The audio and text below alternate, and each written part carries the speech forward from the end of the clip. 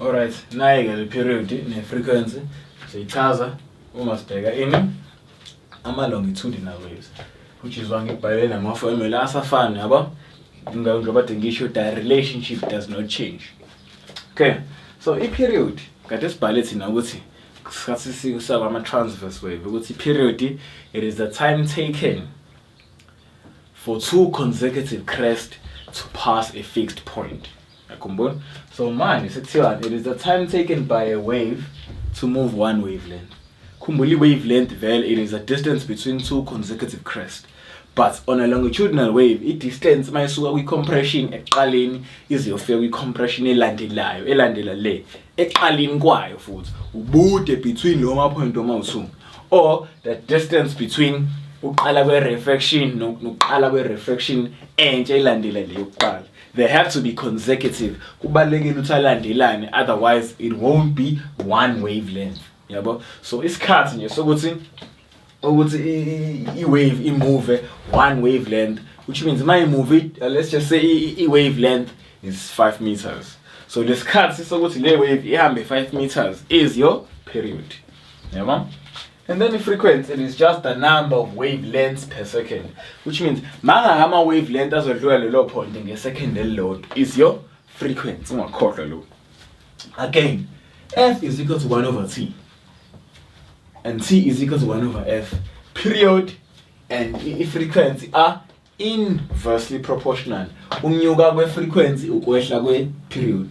Ukwehla kwe period unyuka kwe frequency. So do not confuse the two. Kumele ukwazi ukuchaze kahle futhi mawuthi understand, you have a right yokubuza ukuthi why la kuthiwa mhlambe one wavelength or uqonda ukuthini maybe the time taken by the wave. Lonto leyo eyodwa make sure you ask, send a message ku WhatsApp la sizokwazi khona uku-assista khona to make sure ukuthi we understand. Yabo? So ungahlali uzwile ukuthi okay kuthiwa frequency it is a number of wavelengths per second. Iqonda ukuthini kahle kahle leyo nto. So which is why siyichaza njengoba ngithi la i-period it is a time taken by the wave to move one wavelength. Okusho ukuthi ile isikhathi la i-wavelength, la i-wave njalo izohamba ubude obungange wavelength eyodwa. So ake ngizama ukuyidweba lento engisho. So let's just say izodweba nje ibe ncane. Now ama compressions la. Now ama refractions. Now ama compressions. Now ama refractions. Amanye ama compression. Okay, so siyazi ukuthi le region le esinayo le yini ama compressions, ama refractions njalo, and then lama regions lawa kanje. So it's ama compressions lawa, ama refractions lawa.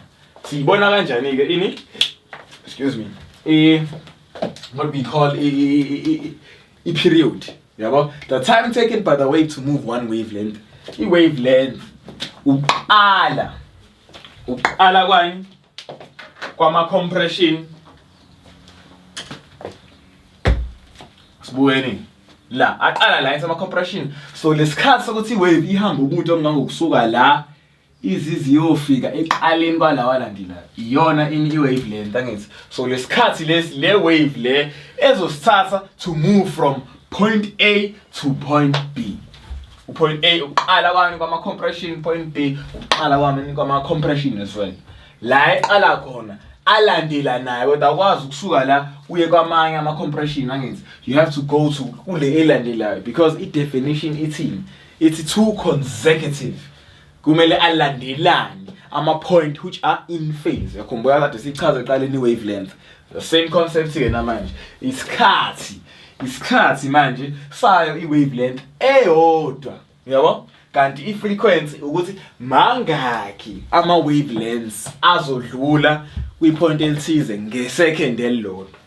So kuzomela ukwazi ukuchaza lokho mawukuthi uku-understanda ngesiZulu it is fine, but make sure indlela yokuyibhala ngesingisi uyayazi ngobani uzobuza ngesingisi and you are expected ukuphendula ngesingisi. Yabo? So iyona ke le i-period ne frequency ne relationship between the two. Okusho ukuthi njengoba i-frequency ne-period ingashintshile ama-formula khona uma sesidila nama-longitudinal wave, it is still a wave. Therefore, the wave equation still applies.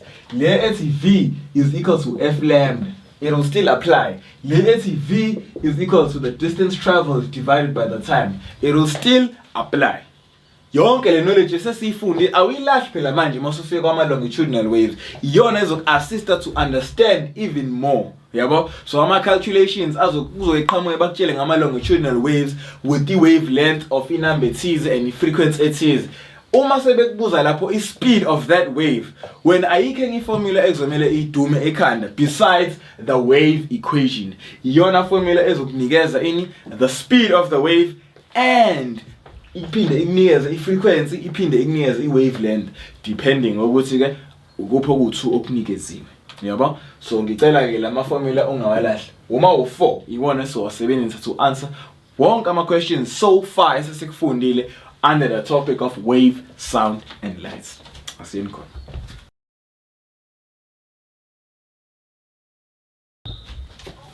Alright, so we are dealing with questions under the speed of longitudinal waves. Okay. So the musical note A is a sound wave. So if you're familiar with piano or ama musical notes, sembe mawucula izinto njengo opera izinto ezikanjalo mawuthi ke wake wafunda ngomusic, kune note elibabiza ngo-A, which means uma belisho they keep a sound ethize with a frequency of 440 Hz and a wavelength of 0.784 meters. Calculate the speed of the musical notes. First things first. Spara, given. Number one, we are given a frequency with 440 Hz, and then we are also given a wavelength with 0.784 meters. Yabo? Bafuna V, which is the speed of the musical notes, which is a sound wave. So, which formula can we use to get a speed of the wave? Remember, we formulate V is equal to D over T. We have it V is equal to F lambda. So, F lambda, we have lambda. We can't use le, but we don't have the distance traveled. But we just have the distance of one wave. So the distance of the whole wave must travel. So which means E wave equation is V is equal to F lambda. And then F is your frequency. What I told you was every time we have to define them. Njalo. Ukuze lapho uzothola enough practice to remember konke lokho esikushoyo. So, the note has a frequency of 440 Hz. Lo 440 usitshelana ukuthi there are 440 waves passing a certain point kule musical note le ngesecond elilodwa. Yabo, because frequency it is the number of waves passing a point per second, or bathe laphana the number of wavelengths passing a point per second. Yabo? In any wavelength, the distance between two consecutive crests or consecutive troughs of a wave. Oh, singathini nge wavelength, the distance between any two adjacent points that are in phase. Yabo? So we're using the wave equation yokubala. So V, which is the speed of the wave, is equal to F lambda. So V is equal to F is our frequency, which is 440. And then lambda is our wavelength, which is 0.784. Yeah? Before I calculator, V is equal to, we don't know, as beginning, was about 440 multiplied by 0.784. Sneakers are 344.96 meters per second. Yeah? Which makes sense because the speed of sound in air, which will around 340 meters per second. So 344 It's not so bad. So this is your final answer and should be expressed in meters per second. Iyona units esiyisebenzisayo for speed of sound or speed of a longitudinal wave or a transverse wave. Meters per second. If unayo and it is expressed ngenye indlela, you have to convert ngoba awukwazi ukuyisebenzisa kwama calculations ungakayi-convert. So kubalulekile ukuthi u-understand ukuthi esikwenzile la, we were given ukuthi na i-note which has a frequency of 440 and a wavelength of 0.784. Calculate the speed of the musical note. So that's it in a V is equal to F lambda. We were using the wave equation, the wave speed equation. So that's the frequency multiplied by our wavelength, and our answer was the speed of the wave. So remember again, every time I find the question, one terms like frequency, wavelength, wave speed, pulse, zonke izinto kanjalo. First things first, before stop, you define. And then continue. You have better we negate. And for all questions with physics, the first things first, what define and what understand. You write down yonke into nikezwe yona and you write down yonke into abakubuza yona. And then which is when you check here manje yini into engayenza ukuze ngikwazi ukunderstand or ngikwazi ukubala lento abayifunayo kuloko abanginikeze kona. Awekho yena ama keywords amagama njengo constant velocity, zero acceleration, zonke izinto kanjalo. Kunezinto ezincane ukuthi ezibalekile ezitholakala kwi statement ezibuye zikusize futhi ezibalweni, yabo. So kuzomela uqaphele ubheke lo magama lo ma terms akukho lula ukuthi ngivele ngikunikeze ukuthi okay bheka leli gama cha. Lo magama ngiyokutshela every time sihlangana nawo ama questions. Your job is to keep on practicing ukuze every time uhlangana nawo uyazi kumele wenzeni. Ungavela ukrema ukuthi mengihlangana nalokho ngizokwenza lokho ngoba wakhohlwa uzobe machine, yabo. So kubalekile ukuthi ulebele upractice lokho engitshela kona ukuthi uma bekuveza kanje. For example la every time bekunikeze i-wavelength ne-frequency njalo multiply those numbers owu2 uzothola i-wave speed, yabo. So every time wenze njalo, but wena mawuzokrema lokho masuwenza njalo nawe uzoba nenkinga ngelinye la, because sometimes kuzomela wenze njalo but you have to convert first, yabo. Which is why ngithi bheka yonke into onikeziwe ukuthi i-right yini, ifanele yini ukuthi ngiyisebenzise, isesimeni esi-right yini. Kuyima usuyaqala ke manje usuyokusubstitute on your equation, uyayibhala phela na equation yakho futhi because it is a mark. Ungakhohlwa lokho. Aseni number 2.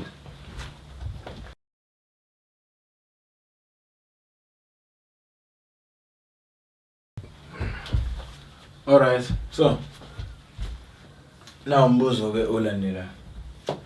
A longitudinal wave. Yini longitudinal wave? Singazi sidlule. Okay, uyazi kumele siyenze lento. Not because ibuziwe, because siya practice ukwenzani ukuyidefine. Ukuthi uyayazi noma uyazi it doesn't mean kumele ungayidefine, yabo? So, a longitudinal wave is a wave. It is a wave where the particles of the medium move parallel to the direction of propagation of the wave. A longitudinal wave travels into a medium in which its speed increases. Ingena kwi medium mayisingenile speed is increase, which means le longitudinal wave iyaqhamuka. Let's just say mhlambe we could say now amanzi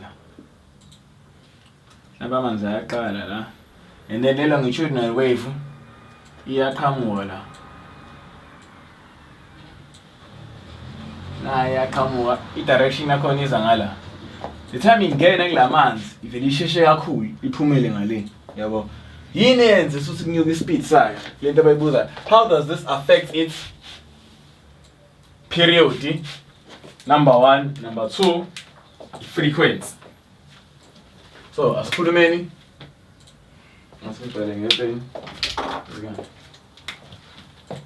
so A so it's a period.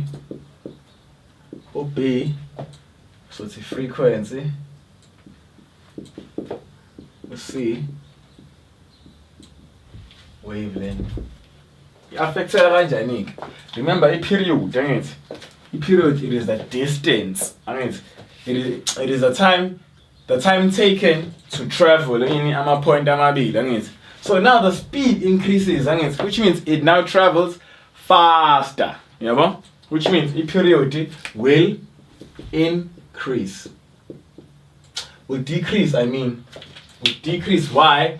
It travels faster, man. Which means the time taken will be smaller, man.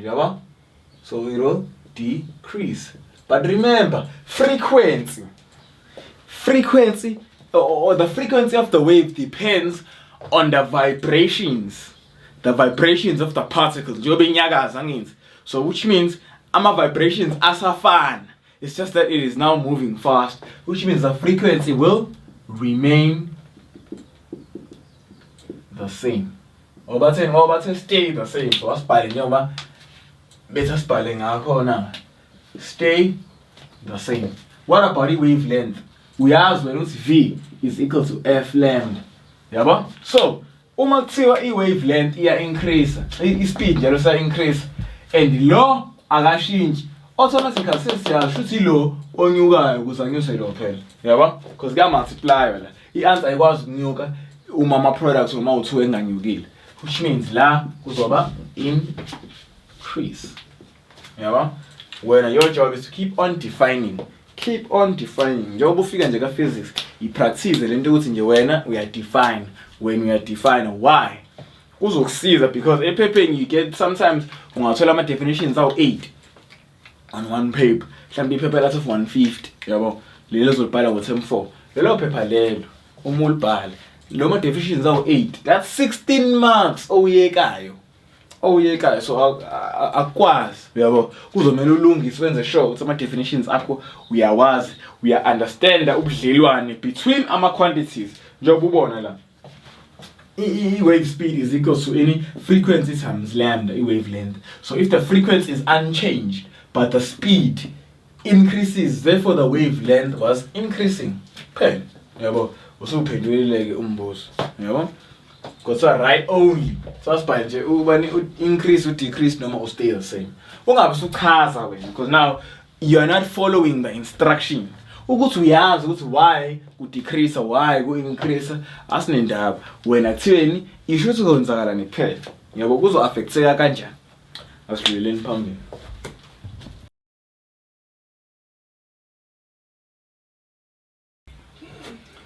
Alright, so now I'm a MCQ out. MCQ means multiple choice questions. I'm a question large to put my question 1. So, we'll see which one of the following is not a longitudinal wave. Not a longitudinal wave. Which means, light, a sound, in ultrasound. Ipi engayona ini longitudinal wave. Yini longitudinal wave. Again, so the C-define. A longitudinal wave, it is a wave where all the particles of the medium move parallel to the direction of propagation of the wave.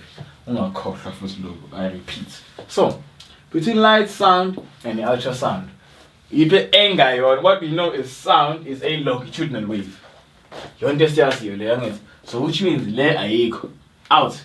This is ultra what? Sound, which means already it is a transverse wave. Light is a transverse wave, so it is not a longitudinal wave. So your answer is A. So choose A. Why? Because light is a transverse wave. The particles of a light, when a light moves through any diameters, the particles of the medium move perpendicular to the direction of motion of the wave. In order for it to be a longitudinal wave, the particles need to move parallel. Remember, or perpendicular.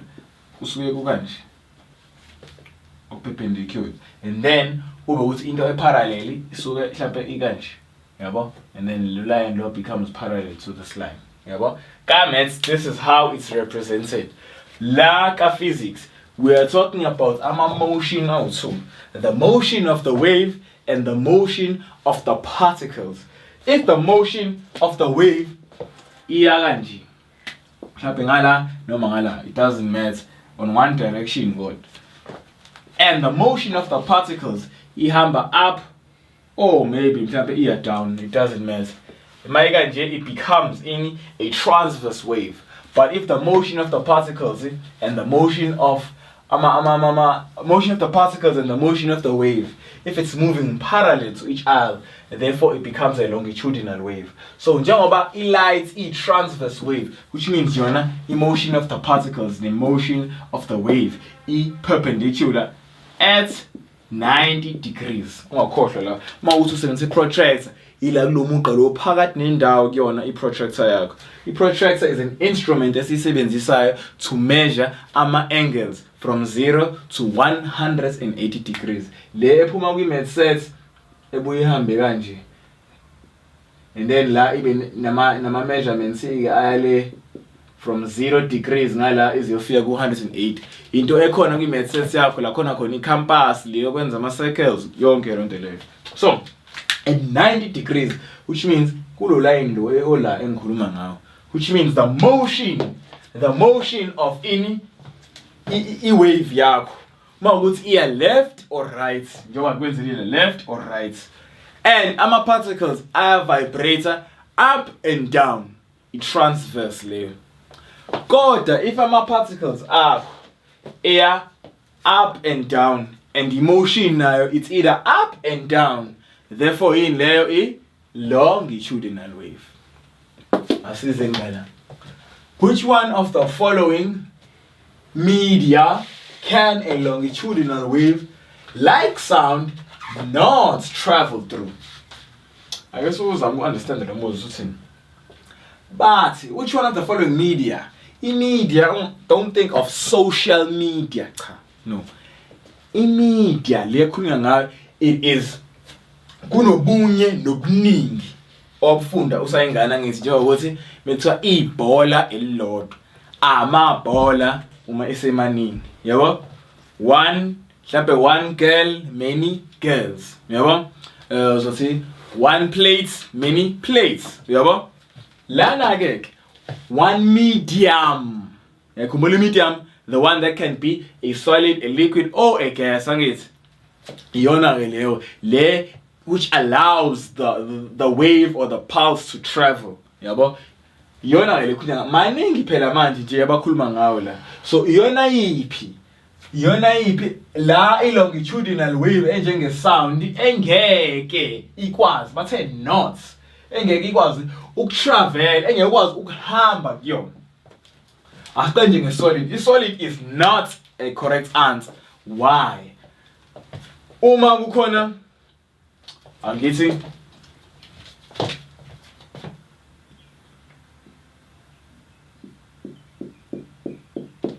so la udonga lolu ukhona umuntu ola, ukhona umuntu ongale, yabo, udonga lolu. So lo umememeza uyamuzwa lo ngale, angithi, which means the wall is transparent to sound. Okusho ukuthi i-solid iyayidlulisa i-sound, njengoba ukwazi ukuzwa imoto eminyango edlulayo ungaphakathi endlini, njengoba ukwazi ukuzwa izinje ingaphandle zikwazi ukuthi uzizwe while ungaphakathi, which means ama-solids enza njani, they allow longitudinal waves like sound to travel, yabo, kanti bona batheni not travel, yabo. So which means the answer le asisebenzisi, it is wrong, yabo. Asiyeni kwi-liquid. In-liquid, it is a state or a form of materials which they take based on its temperature and based on the arrangement of the particles. Yabo, they are a space of trying to move freely, which is why mawuthela they take the shape of the container. Yabo? Okay, so in liquid, when amount abanga, think of isound njenge sonar. Usakhumbula isona le whereby imkhumbi yenza njani ikhipha ama messages, ikhipha ama EM radiation angithi azoya amakhipha ama waves azoya ngaphansi, and then if they bounce off the seabed la gcina khona ulwandle, they come back, they know the speed of the wave, they know the time it took, so they calculate the distance going down. Uyabona? So which means isound nayo in wrong ngoba le medium le has ama particles angithi, so the wave can move through the particles and make them move parallel to the direction of the wave, which means nayo liquid is also wrong. Uyabona? Asiyeni kwi-gas. I-gas ke obvious kakhulu ukuthi i-wrong. Why? Mawukhuluma wena, you're talking and your voice, your sound waves coming from your mouth enza njani, they are released to the atmosphere angithi, they are released to yona i-gas le esigcwele la. Remember, umoya lo esidila nawo is composed of many gases angithi. We have carbon dioxide. Wafunda ngayo ukuthi it comes from when you breathe out carbon dioxide, it is released to the atmosphere. And then we have nitrogen, and then we have the oxygen. Oxygen kulula, it comes from a process called photosynthesis. Iphumapi kwitshalo, i-byproducts yakhona. So the same concept, if sound equals ukudlula on gas, kanti bona bathe bafuna le no, but say not, which means le engadluli, which means nale i-wrong ngobani izodlula isound. Njengoba ungizwa wena kwimanje, if i-device oyisebenzisayo it is a cell phone, a tablet, a laptop or a TV, which means there are sound waves coming from your device going to your ear, and the ear yakho will trap the sound waves and direct them ngaphakathi edlebeni lakho. The fact ukuthi uyakwazi ungizwa, it means not like sound is traveling gas angithi to endlebeni yakho, which means lapho iyakwazi travel, so it does not fall under i-answer yalabo. Asiyeni kwi-vacuum. Yini i-vacuum? It's not a solid, it's not a liquid or a gas. Yini i-vacuum? Ihluke ngani yona? Yila sesichazela khona ke. I'm sure you've heard ukuthi a space there is no air, there are no particles, there's nothing. Which is why ungakwazi ukuphefumula space, because you need the oxygen and there is nothing. So with vacuum, it is a region in space whereby there is absolutely no gas or no atoms. There are no particles found. So lapho longitudinal waves need a medium to travel through. They need particles azodlulisa. There will be a transfer of energy between the particles. So le longitudinal wave le ezodlule, it needs into enjengomgwaqo ezoyenza ukuthi ikwazi ukutravel ngithi. So uma isingekho, it will not travel. Okusho ukuthi lapho, which is why the correct answer for lo mbuzo lo is i-vacuum. Ngobani? Ukube bebethe ezokwazi ukutravelation, it could be solid, liquid or gas. Because siyayazi ukuthi medium can take all three forms angithi. But i-vacuum maybe igama elisha lelukweni, but kuyindawo la there are no particles found.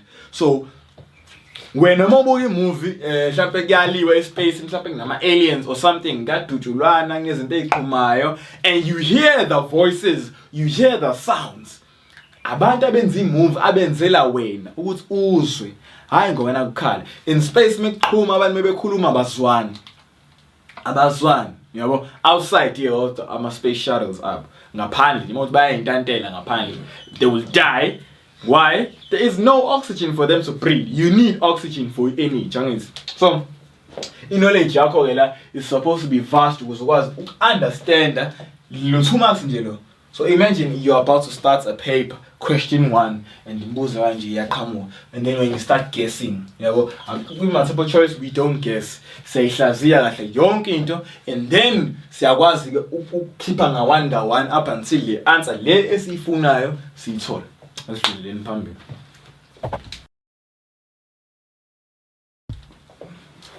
All right. So la number 5 la ngikuthiya la. A flute produces a musical sound traveling at a speed of 320 meters per second. The frequency of the notes is 256 hertz. Calculate the period of the notes, 2 marks. The wavelength of the notes, 3 marks. Alright. Sibuye siyihlaziya ke manje. Siyayichaza, siyadefine, even though bengasibuzanga. We're doing it for our own sake. So, kuthiwa a flute produces a musical sound. Okusho la kukhona i-flute. I-flute is an instrument, a musical instrument abayisebenzisayo whereby they blow in umoya and they press ezinye ikhala, and kulezi ikhala ezivulekile there is a sound that is produced, and that sound yona le bakhuluma ngayo, which is traveling at a speed of 320. So uma kuwukuthi awukaze wayibona i-flute, it is an instrument mhlambe ekanje, uma kuwukuthi awukaze mhlambe uyibone lento, and then inhlasimbe ithi la ibe nalezi imbobowe lezi ila, yabo kuba ukuthi lo muntu lo uma efutha la umoya uzophuma ngala, uzophuma ngazo lezi imbobo lezi, and then uma epress ngendlela engafani kuba khona ini i-sound ezo escape ngazo lezi imbobo lezi. The time isiphuma it produces a musical sound, yabo yona leso ke bekhuluma ngayo. Alright, so our given information. What are we given? Speed. But the speed of 320. So V, formula is speed, is about 320 meters per second. In our corner, igama units are correct. Meters per second. And then number 2, we are given a frequency of 256 hertz. Yini lo frequency leyo kanti sikhuluma ngayo le? Frequency, the number of waves passing a point per second. And it's okusho ukuthi le frequency le, which means kunama waves awu 256 azodlula kwi-point elithize ngesecond elilodwa. Ilo number eqonde leyo nto. Okay, so u-A bathini ku-A, bathi calculate the period of the wave. Uyazi njengoba u2 marks. I-period, it is the time taken for 2 consecutive crests or 2 consecutive troughs to pass a point. Yabo? T is always inversely proportional to frequency, which means uma i-frequency inkulu, i-period izoba ncane. Yabo? Iformula yakhona ile ethi siphendula A manje. T for period is equal to 1 all over F. I'm sure you can buy the formula, guys. Okay. So now T is equal to 1 all over. Ubani F weight, it is given 256 hertz. So it's 256. So for a calculator, 1 divided by 256. So you guys are oh. Okay, see if I go scientific.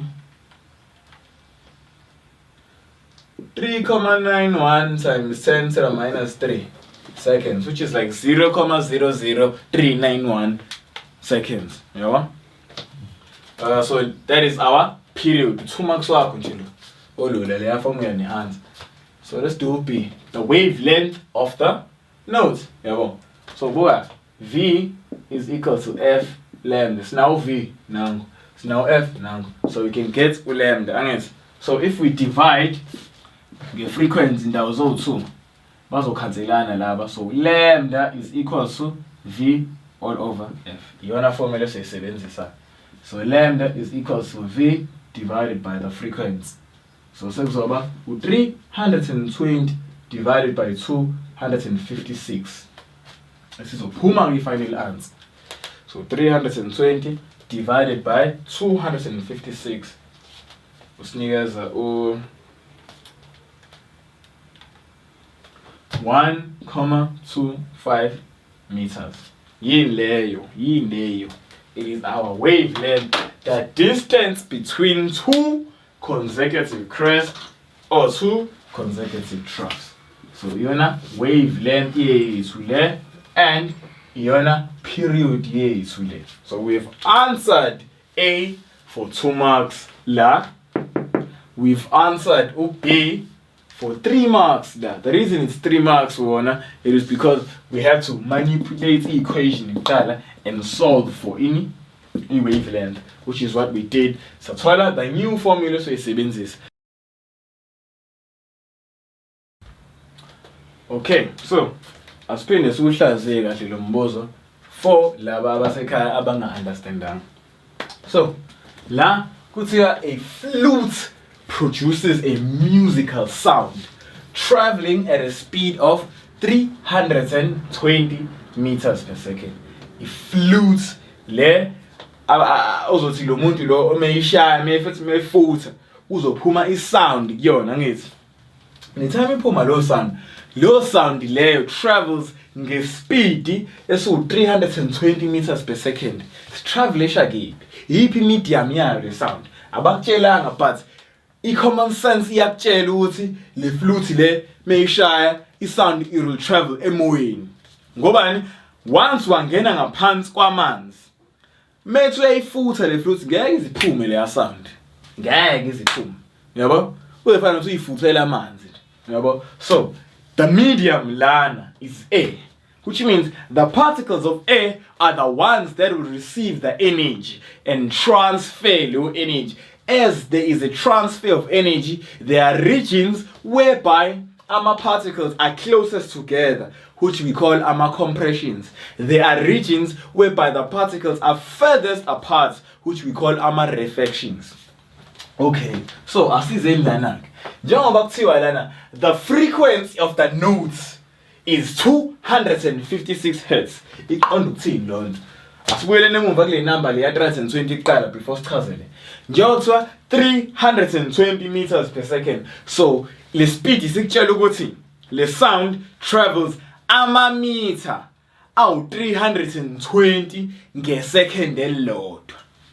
Yabo? Which means it's more like rate. Yabo? Because there's a difference between ratio ne rate. Le 320 meters per second is in rate. Why it's rate? Ngobani?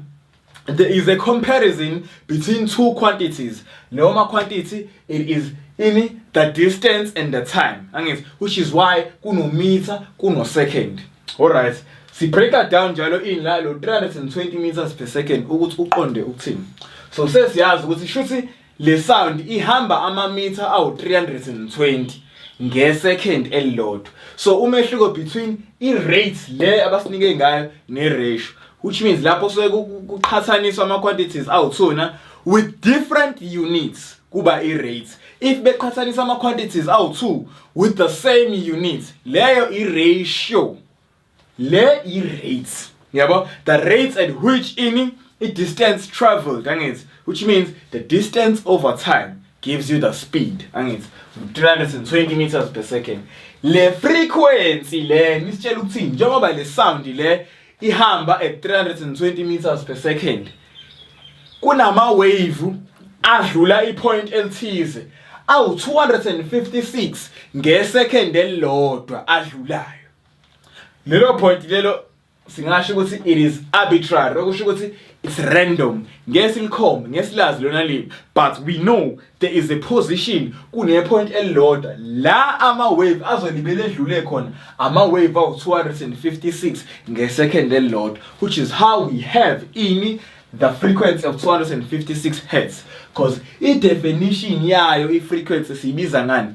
It's just ukuthi mangaka ama wave azodlula kulelo point ngesecond elilodwa. Phela ungayenzi lento ibinzima kakhulu ibe ilula kangaka. Uyabo? Alright. Kwase kwathiwa calculate the period of the note. Yini le period oyifunayo? You 2 marks lento. Yabo? Le period oyifunayo suyazi ukuthi it is the time taken for 2 consecutive points that are in phase to move one wavelength. Yabo? Okusho ukuthi ama point amabili kwi wave isikhathi sokuthi lo ma point amabili adlule point elithize elinganyakazi ngesecond elilodwa. So sesiyazi ngesabhala given information yethu they gave us a speed as 320 meters per second. Sesichazile 320 meters per second ukuthi uqonda ukuthini. And then we have f, which is our frequency of 256 hertz. So next step before ubali, you check ukuthi lokhu abakunikeze kona kungama units afanele yini, kungama units are correct. Uyazi speed sakho should always be in meters per second, and the frequency yakho should always be in per second or ama hertz. And let's check kunjalo. So therefore sesoqala sikwazi ukuphendula. Bafuna la for 2 marks i-period, and i-formula eno-t phakathi yile ethi the time is equal to 1 over f. Le enye ithi frequency is equal to 1 over t, but leyo sisebenzisa if sifuna i-frequency sinikezwe ini i-period, but manje sinikezwe ini i-frequency sifuna ini i-period. So this is the formula esizoyisebenzisa ekhona ngemuva kwephepha lakho. Mengithi iphepha lakho I mean your question paper. Mawuthatha ama past question papers uzokwazi ukubona ukuthi i-data sheet yangemumva is always the same. The formulas and ama data sheets lapha ngemumva, or mass of the earth, the radius of the earth, the charge of an electron, the mass of an electron, zonke lezi zinto ayishintshi.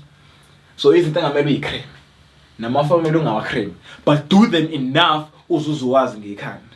So this is the formula siyisebenzisa. So instead of f la khona f sizofaka lo 256 hertz. So i-formula is 1 over f. So la khona f sa substitute sa replace sasusu f safaka u256 ngobani bayalingana phela, it forms an equation. So lapho sathi 1 divided by 256, i-calculator yasidinga u3.91 times 10 to the negative 3 seconds. Omunye angayibhala low number as u0.00391 seconds. Iyafana lento. Low times 10 to the minus 3 ulingana nalabo zero abaseqaleni lezi number lezi. Yabo? So omunye the same number angayibhala kanje. Yabo? So kuyokwenzeka yona i-calculator yakho mhlawumbe izo-expressela kanje i-answer okanje, but le oyitholayo iyona ozoyibhala.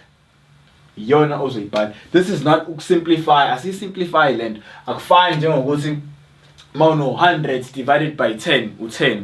Yabo? So awukwazi ukushiya u100 divide ngo10, kumele ufake i-answer yakho. Cha. La it is a conversion between my methods. Le is scientific method, le ama decimal. So we are converting between the scientific method to any scientific notation njalo to any ama decimals. Hayi ukuthi I simplify. Cha. Asi-simplify ngibese kuyiyona vele.